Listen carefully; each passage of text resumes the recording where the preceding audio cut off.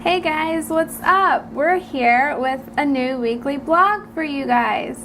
Right, well, the first of many to come. This is something that we thought would be cool to do for people that may watch our show. Right, and we're going to share with you some of our favorite places and what we love about travel, and also we want to hear from you guys. So after you hear our 5 places, that's what we're doing today, is the top 5 East Coast destinations that each one of us prefers. But we do want to hear from you. You can go to onthemaptv.com and send us a comment and tell us where you like to go. Absolutely. And maybe you might see it on the show.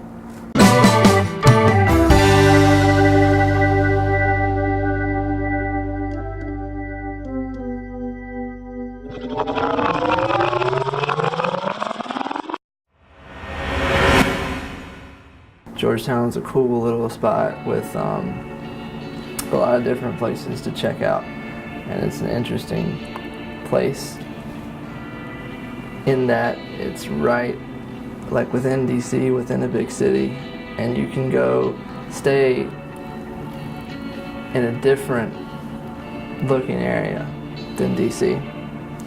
The outskirts. The outskirts. Like the suburbs. Mm-hmm. And still be able to see all the things that everybody wants to go to DC and see that haven't seen before, like the White House and all the monuments and whatnot, and the Capitol buildings and that kind of thing.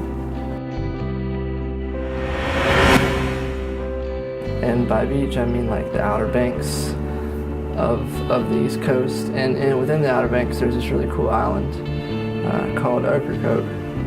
And it is a great place to go and enjoy a day. There's several hotels on the island, but it's small. And anywhere on the island you go, you can ride your bike, or you can rent a golf cart, or you can take a golf cart. It's got a small airport that you can fly in. There's several great surfing spots there, great fishing. You know, it's an interesting little island. I was going to do the Outer Banks as well. Right. Because it's such a cool place. Not only is it beaches, but it has a lot of history. The Wright brothers had their first flight on the Outer Banks. The first English settlement was here, or was at the Outer Banks with the Lost Colony. Right, that's a great story, the Lost Colony. Mm-hmm. And it's just there's so much there. Like there's 7 lighthouses? Like the tallest brick lighthouse on the whole continent of North America is there, and you can climb it, and it is really fun. And also, the different islands of the Outer Banks are filled with wild ponies. True. Wild horses, and it is beautiful. And there's not many places you can go left in the world that have still wild horses. Cape Cod is a place that we have found in our travels we really dig and enjoy. What do you love about Cape Cod?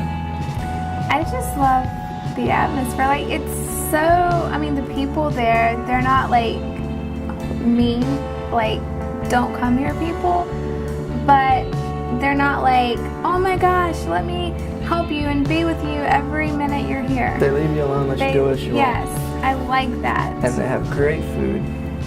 You know, you gotta go and enjoy their seafood, enjoy their clam chowder. Fried clam chowder, you gotta try that. There's a place called Skipper's in Cape Cod that has fried clam chowder, and it's like award-winning. And they do clam bakes and lobster roasts and all this great stuff. You know. And the Kennedys love it. And the Kennedys love it. That's true. But you know what my favorite thing about the Cape is? And it's not really on Cape Cod. It's 30 miles off the coast of Cape Cod, and it's like a 2-hour ferry ride. But it's Nantucket. It's one of the islands of the Cape, and it is seriously my favorite place in the whole world. And it's so quiet and quaint because you're away from everything. And the people that live there,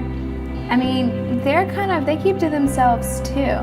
And they don't really have a lot of cars on the island because it's so small that... I don't think they allow you to take cars on the island. You can take cars on there. Oh. It's just so small, like you don't drive around. Most people walk or ride bikes. Kind of like Georgetown.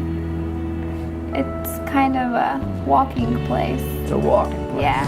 And it's so pretty though because it's got like cobblestone streets and a lot That of is like Georgetown. high-end boutiques. And That is like Georgetown. it is. I was just saying all the things that reminded me of Georgetown. And the food there is great because it's the island is such like a high-class upscale place that it gets some of the best chefs in the nation, and wonderful We're culinary gonna do a show there masterpieces. at some point. We're gonna go to Nantucket.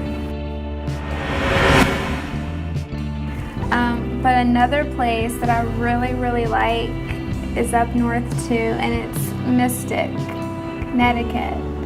Because first of all, I just think Connecticut is the coolest state. But Mystic it's like the home of the Mystic Seaport. Right. And it is the most breathtaking thing because it's full of all these really tall ships that you don't really get to see. And they're all like docked there together. That's interesting. And it's so pretty. And they have shops and stuff there too, but they also have a museum there with over like 60 buildings. And it like replicates like a sea village, a seafaring village from years and years ago. When everybody used to live by the sea, there were fishermen and Yes. that kind of thing. Yes. Interesting. That is definitely interesting. Yes.